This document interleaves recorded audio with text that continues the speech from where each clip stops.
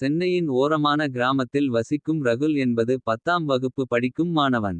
ஆண்மையின் முகமாக தன் கனவுகளுக்காக ஒவ்வொரு நாளும் உழைக்கும் ஒரு சிறுவன். அவனுக்கு ஒரு பேராசை, ஒரு நாள் டாக்டராவேன் என்று. அவனுடைய குடும்பம் மிகவும் ஏழ்மையானது. தந்தை இல்லை.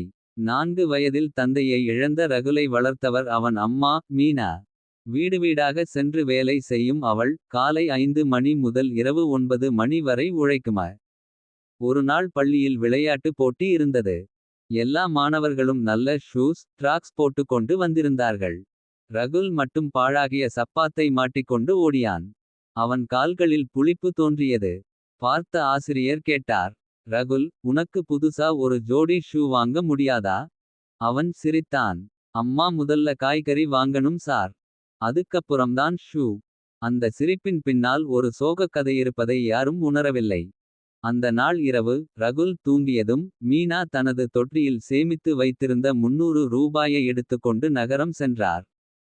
ஒரு பழைய ஜோடி ஷூ வாங்கினார். அந்த ஷூ பளிச்சென்று தெரியவில்லை.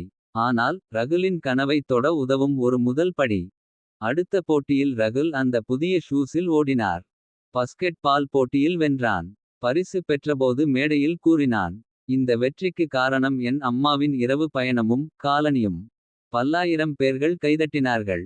ஆனால் மீனா மட்டும் நிசப்தமாக பின்புறத்தில் நின்று மகிழ்ச்சியுடன் பார்த்து கொண்டிருந்தாள்.